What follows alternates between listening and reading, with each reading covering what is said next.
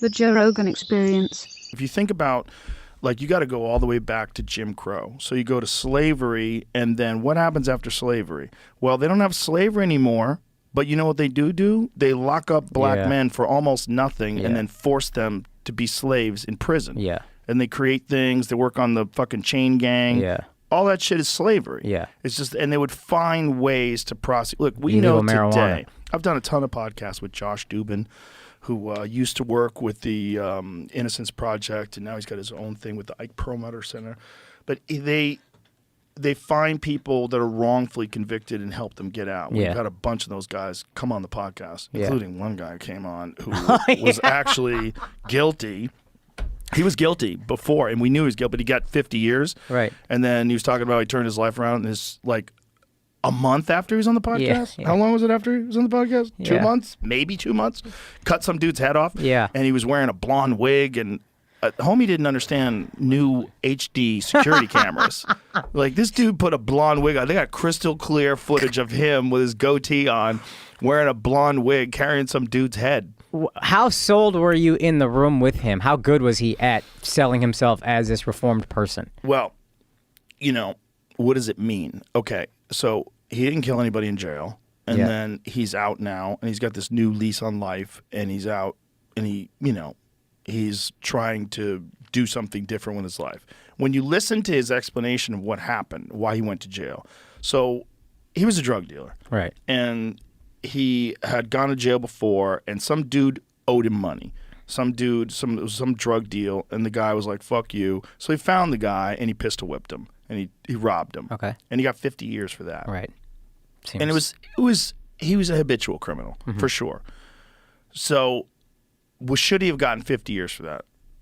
Well, I don't know. I mean, it seems like when he got out, he was kind of a bad guy. Yeah, but was that because he spent 25 fucking years in jail? Because it was 20. I think he did 25 years before they let 24 before they let him out, which is an insane amount of time to be locked up in a prison and then expect to acclimate. And so you're saying, did prison make him much worse? Did prison make him much worse? Because it certainly can with some people. Yeah. But we've had people on that were innocent, and prison made them amazing. I mean, something about like the constant studying and the accepting your situation in life, even though you were innocent. And then a lot of those guys got released, and it's crazy to see them like they lost 20 years of their life for something that was bullshit, complete bullshit. And then you find out that the cops and the prosecutors who were involved in their case had done that to many, many, many people. That's another thing that people need to take into consideration. How fucking dirty some people involved in prosecuting and convicting people are. Yeah. You remember that guy in Pennsylvania? There was a guy in Pennsylvania who was a judge who went to jail because it turns out that he was getting paid to have kids arrested and sentence them into juvenile centers. Wow. So he was Paid getting by a whom? kickback. He was getting kickback from the center. So the state has to pay for the population, right?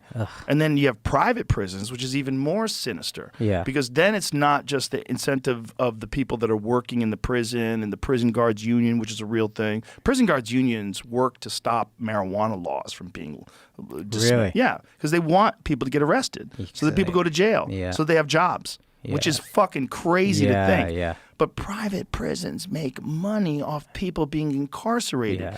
If you make money off a person being incarcerated, now you have an incentive for incarcerating people. And just like pharmaceutical drug companies have an incentive to give you drugs you might not even need. Yeah, 1,000%. Because they make money doing that. And if you're a private prison, you don't even have to treat them that well because they're prisoners. Who's really going to get upset on their behalf? A few people that we're not going to take seriously. So if their conditions suck, it's prison. They're prisoners. Why do I need to treat them well? Nobody cares.